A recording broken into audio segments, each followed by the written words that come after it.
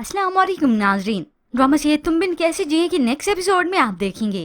ज़ारा जिसको इस माही ने धक्का दिया और ज़ारा का मिसकैरेज हो जाता है। यूं अदील की निशानी हमेशा हमेशा के लिए खत्म हो जाती है। ज़ारा की वालदा उसे वापस ले जाना चाहती थी मगर ये फैसला उसी पे ही छोड़ दिया। मगर ज़ारा अपनी वालदा से कुछ वक्त के लिए मोहलत मांग लेती है कि मैं अपना गम यहाँ अदील के घर पर रह के ही गुजारना चाहती हूँ, मगर अपनी जबान बिल्कुल नहीं खोलती कि ये सब कुछ किया किसने। अब यूं ज़ारा के घर वाले तो चले गए मगर ज़ारा अपने इस गम की वजह से बहुत ज्यादा दुखी होती है। तन्हाई में बैठती है, अदील के कपड़ों को सीने से लगाती है, ज़ारा कतार रोती है। अब ऐसी माही की वालदा जो अपनी बेटी की करतूत अच्छे से जानती है कि उसी की वजह से ये सब कुछ हुआ है। तुमने मेरे अदील की आखिरी निशानी को खत्म कर दिया। ये सारी बातें माही के वालिद बाहर खड़े सुन लेते हैं। ये सुनने के बाद तो उन्हें शदीद गुस्सा आ जाता है क्योंकि उन्हें भी यही कुछ बताया गया था कि ये बच्चा हादसे की नजर हो गया। उन्हें हकीकत मालूम नहीं थी कि उनकी बेटी माही के करतूत है। उसी वक्त चिल्लाते हुए कमरे में आते हैं।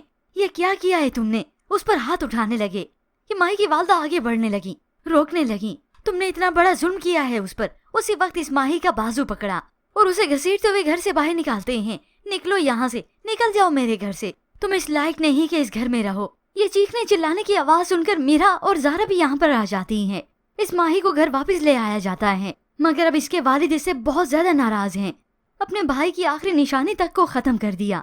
इतना सब कुछ करने के बावजूद भी इस माही को कोई शर्मिंदगी नहीं होती, बल्कि उसने तो ज़ारा पर ही उल्टा बहतान लगा दिया।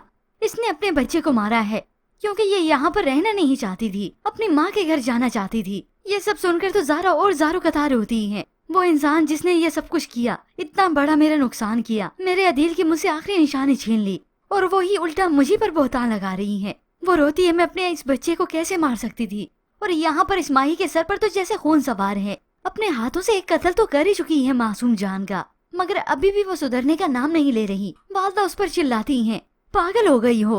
तो वो चिल्लाते हुए कहती है, हाँ मैं पागल हो गई हूँ। उस ज़ारा की वजह से अब्बू ने मुझे घर से बाहर निकाला।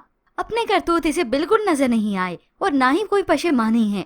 बस ख्याल है तो सिर्फ और सिर्फ अपनी मैं का, अपनी इज्जत का। यूं ये माही ज़ारा से सब कुछ छीन लेने के बाद उसका सुकून भी छीन लेती है। उसका सोग उसे गम मनाने ही नहीं देती। यूं ही फिर ज़ारा के साथ से बात हुई तो वो रोते हुए कहती है, मैं अब वापस आना चाहती हूँ। मेरी बर्दाश्त की हद अब खत्म हो रही है। मुझ में अब और इम्तिहान देने की हिम्मत नहीं है। ये सुनकर साद उसके लिए और ज्यादा फिक्रमंद हो जाता है। मैं जिंदगी से लड़ते लड़ते अब थक चुकी हूँ। साद का बस नहीं चलता कि ज़ारा के सारे गम समेट ले, गम लेकर उसकी झोली में खुशियाँ डाल दे। फिर यूं ही कुछ वक्त बीतने के बाद यही ज़ारा जिसका जीना हराम कर देती है माही, और बिलाखिर ज़ारा को छोड़कर वापस अपने मायके आ जाती है। ज़ारा को इस तरह से बहनों ने देखा तो हैरान रह जाते हैं। उसके लिए काफी फिक्रमंद और परेशान होते हैं और फौरन से उसे संभालते भी हैं।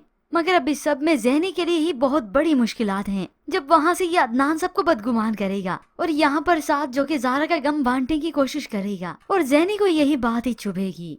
तो ऐसे में व्यूअर्स आपको क्या लगता है, क्या ज़ैनी ये सब कुछ बर्दाश्त कर पाएगी? इसके मुतालिक हमें अपनी कीमती राय का इजहार जरूर कीजिएगा। मज़ीद ड्रामा रिव्यूज के लिए आप देखते रहिए उर्दू टीवी।